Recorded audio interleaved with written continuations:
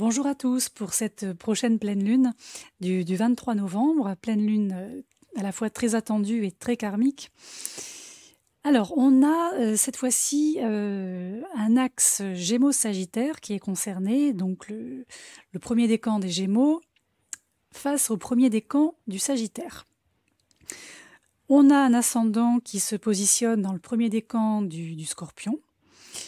Et nous avons une Vénus qui interpelle sur la carte du ciel, parce qu'on a une Vénus qui est positionnée en maison 12. Autrement dit, cette Vénus est en fin de cycle. C'est une Vénus qui arrive au bout, c'est une Vénus qui a fait le tour, qui a vécu, qui a subi, qui a compris certaines choses. Et à partir de cette pleine lune, Vénus en fait nous propose d'assimiler ce vécu et d'assimiler cette compréhension qu'on finit par avoir au fur et à mesure des événements qui nous sont arrivés ces derniers jours, ces dernières semaines, ces derniers mois, ces dernières années, voire ces dernières décennies pour certaines et certains d'entre nous. Cette Vénus, elle est toujours en balance au jour de la pleine lune. Et c'est en ça que, à mon sens, c'est une Vénus qui demande à sortir de ce cycle, qui demande à s'extraire de sa zone de confort, parce qu'elle est en balance donc dans l'un des signes qu'elle maîtrise à la base. Donc on a ici une espèce de cul-de-sac entre cette position ultra confortable qui risquerait de le devenir un peu trop, si toutefois ça s'éternisait, et en même temps cette urgence dont je vous parlais juste avant, de s'extraire de tout ça, de sortir de cette zone. Cette Vénus, elle est aussi particulière parce qu'elle est toujours prise en tenaille entre, d'un côté, un carré qu'elle forme à Pluton, et de l'autre, une opposition qu'elle forme avec Uranus. Alors ici, c'est vrai que quand on voit la carte du ciel de cette pleine lune, on voit tous les carrés, toutes les oppositions, les carrés hantés, et on se dit, oulala, qu'est-ce qu'on va encore prendre sur la figure? Alors qu'en fait, les carrés, le carré et l'opposition Pluton-Vénus dont je viens de parler, sont en fait des moyens, des leviers qui peuvent permettre en fait à cette Vénus un petit peu trop bien installée de sortir de tout ça, de s'extraire. Alors certes, on a affaire ici à Pluton et à Uranus qui ne sont pas forcément des planètes douces, notamment en carré et en opposition, comme c'est le cas. Ce qui veut dire que sur le plan événementiel, on va passer par des moments de deuil, des moments de perte, des moments où on va perdre des choses, perdre des personnes. Quand je parle de deuil, c'est deuil physique ou symbolique, hein. C'est pas forcément des deuils uniquement physiques, hein, je précise.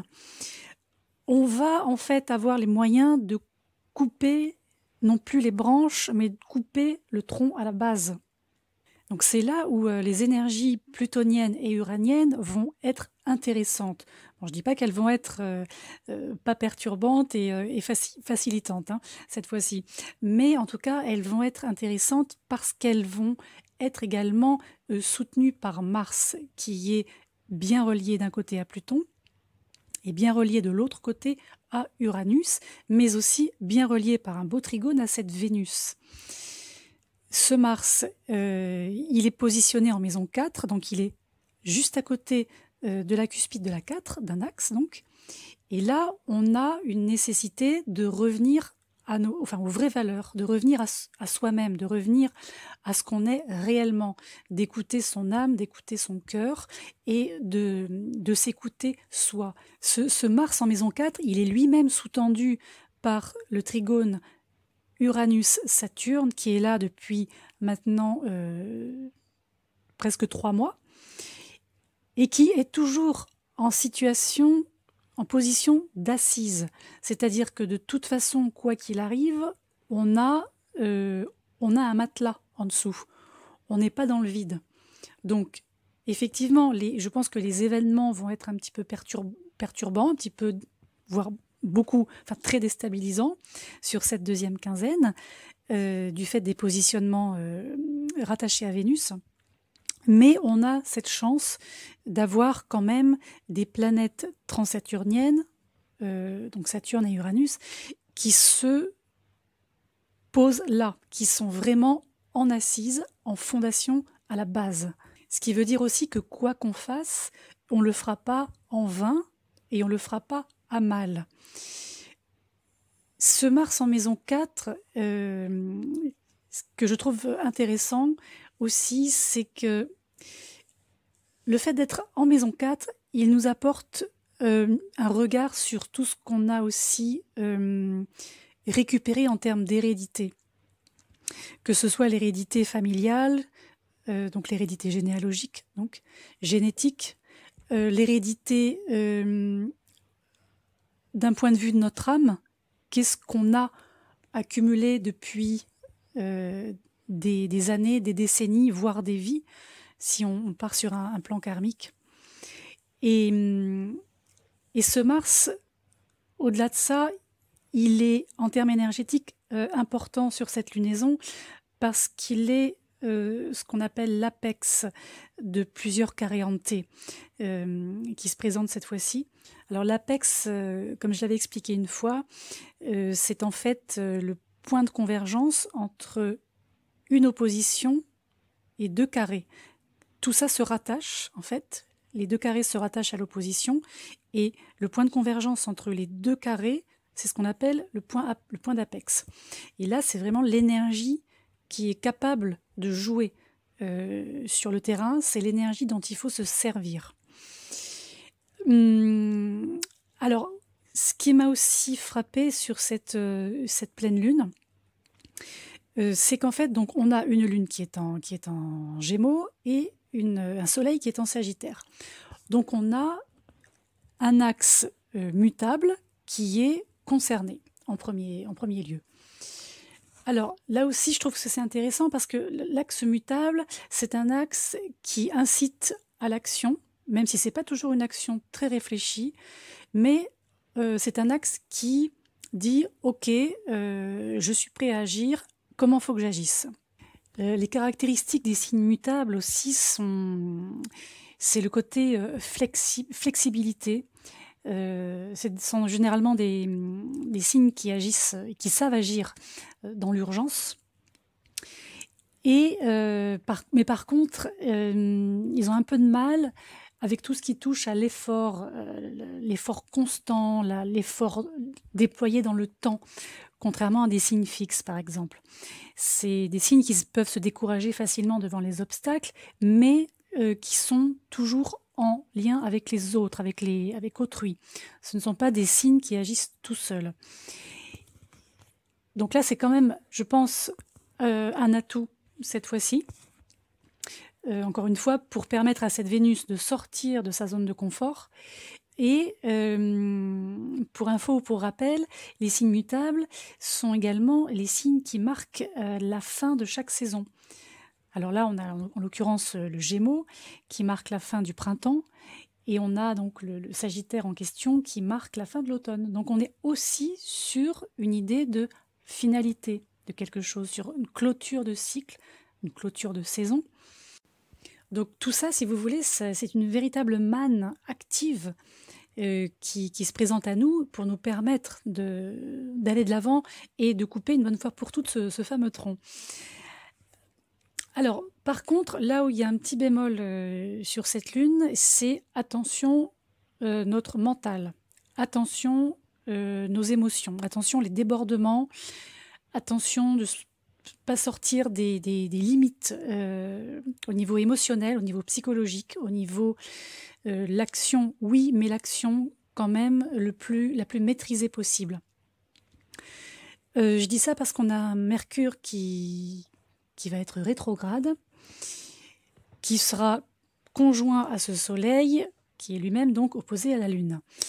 Ce Mercure qui va donc s'opposer à la Lune peut nous présenter des situations sur lesquels on n'a pas forcément de prise, ou sur lesquels on n'en a plus. Et à partir de là, on est capable de se créer des histoires, mais des histoires qui ne sont pas du tout le reflet de la réalité. Donc ce Mercure est également conjoint à Jupiter, Jupiter en maison 1 en plus, et là on est une porte ouverte à tous les excès.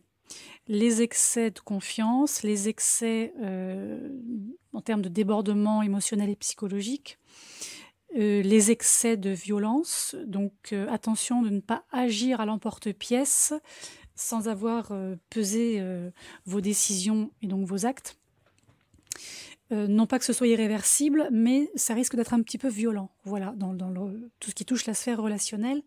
Donc mieux vaut rester un petit peu en arrière-plan, et observer, jauger les situations, quelles qu'elles soient, sans forcément rentrer dans le tas, d'un coup d'un seul. Hein. Ce serait donc dommage en fait de gâcher les opportunités qui nous sont offertes là, sur cette lunaison et ce mois de novembre, hein, qui est quand même très particulier en termes d'énergie et en termes de mouvement planétaire. Parce qu'encore une fois, sortir d'un cycle karmique, c'est comme sortir d'un long carré de Pluton ou d'une longue opposition de Pluton. On n'en sort pas, on va dire, en claquant des doigts. C'est-à-dire, voilà, entrer dans un carré de Pluton, ça se fait progressivement. Sortir d'un carré de Pluton, ça se fait progressivement. Et réguler, voire solder un cycle karmique, c'est la même chose. Et cette pleine lune met encore une fois l'accent sur le relationnel au sens large. On a ce soleil en maison 1, la lune en maison 7, donc on est encore une fois dans la même configuration, dans le même type de problématique, parce qu'en fait, jusqu'alors, on n'a pas réussi à en sortir sur le plan collectif. Donc du coup, par effet rebond, sur le plan individuel. Et là, c'est vrai que, encore une fois, quand on voit l'aspect du ciel, avec tout ce rouge, ces carrés, ces oppositions à tout va, on peut se dire, ouh là là, ça fait penser à une alerte rouge, qu'est-ce qui va encore nous tomber dessus? Alors qu'en fait, non. Là, on a face à nous une énergie qui nous propose une porte de sortie, des portes de sortie, mais qui nous dit, ok, mais faites-le bien. Ne faites pas n'importe quoi, ne faites pas n'importe comment. Surtout, ne refaites pas ce que vous avez déjà fait précédemment. Et tout devrait bien se passer. C'est un peu ce que je disais sur mon audio précédent pour la nouvelle lune. Cette pleine lune là, du 23, de fin novembre, donc de la deuxième quinzaine de novembre, c'est vraiment le ramassage de copies sur le plan karmique. C'est qui aura coché correctement les bonnes réponses, qui aura compris l'enjeu de cet examen, qui aura cette révélation de se dire « Ah oui, effectivement, il faut que ça cesse. Oui, en effet, il faut que j'avance. Oui, ces personnes-là ont été des personnes que j'ai rencontrées dans ma vie qui se sont avérées toxiques ou dès le départ ou plus tard. Mais est-ce que c'est pas moi qui, d'une certaine manière, les ai laissés entrer dans ma vie pour répondre à quelque chose, pour venir rouvrir une brèche ou pour venir combler une autre, mais finalement c'est le même résultat. Parce qu'il ne faut pas oublier que les nœuds sont en train de changer d'axe, de signe. Donc là, ils sont en train de passer dans l'axe Cancer-Capricorne, nœud nord Cancer, nœud sud Capricorne. Et ce nœud sud, il est toujours coincé. Il est toujours installé entre la lune noire d'une part et Pluton de l'autre part. Donc ce nœud sud, il vient purger, il vient nettoyer, il vient aider. Il nous fait comprendre qu'on n'est pas tout seul à ramer contre le vent. Et grâce à cette lune noire et ce Pluton, on a les moyens, donc certes pas simples, certes très radicaux, mais le résultat sera là. Et d'ailleurs, pour extrapoler un peu, ce qu'on vit là depuis plusieurs mois, voire plusieurs années, en fait depuis l'entrée de Pluton en Capricorne, fin 2008, début 2009,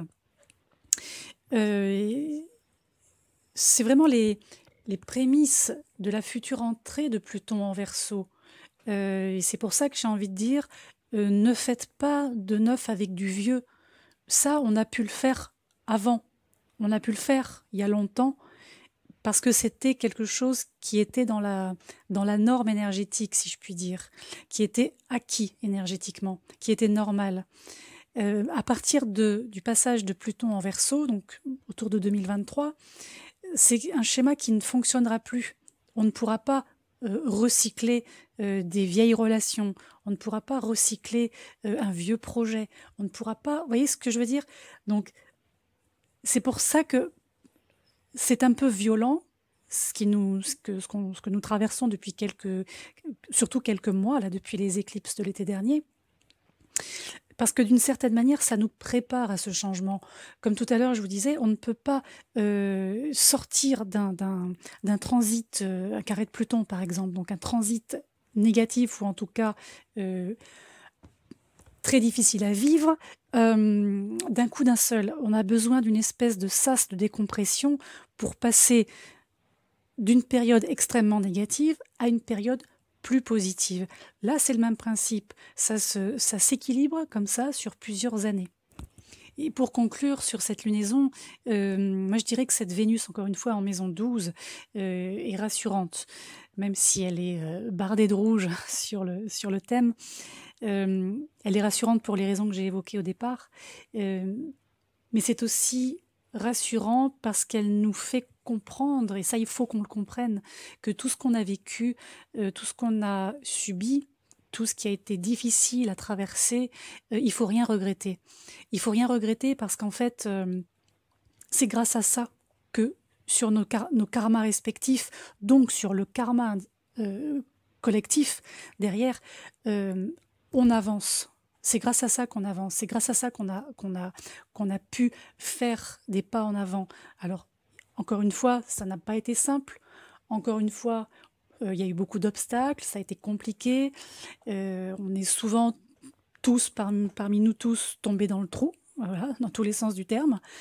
Mais au final, il n'y a rien à regretter parce que si on n'avait pas traversé tout ça, quel que soit le domaine par lequel on est passé, en termes de difficultés, on en serait toujours au même point. Et si vous faites attention, vous vous rendrez compte que depuis quelques années, on a comme cette sensation ou cette impression que le temps avance beaucoup plus vite qu'avant, que les choses s'accélèrent, que l'énergie est beaucoup plus énergique, beaucoup plus rapide, beaucoup plus prenante. Et ça, c'est aussi compris dans cet espace-temps qui nous sépare de la sortie de Pluton du Capricorne pour entrer dans le signe du Verseau d'ici quelques années.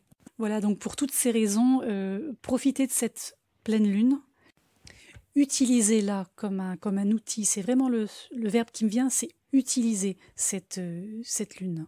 Essayez de ne pas être dans l'agressivité, et si vous êtes victime d'agressivité, essayez autant que faire se peut de laisser passer au-dessus, si c'est possible. À partir de décembre, on a en tout cas des lunaisons un peu plus encourageantes, plus engageantes, et on voit bien que la fin de chapitre où le livre est refermé à la fin du mois de novembre. Voilà, donc pour celles et ceux d'entre vous qui souhaitent, encore une fois, une consultation, une étude plus personnalisée en termes de prévision ou sur le plan karmique, n'hésitez pas à me contacter à l'adresse qui est indiquée donc dans le petit texte qui se trouve sous l'audio. Voilà, donc je vous dis à bientôt pour les lunaisons du mois de décembre. Et une nouvelle année qui se présentera sous des auspices bien différents.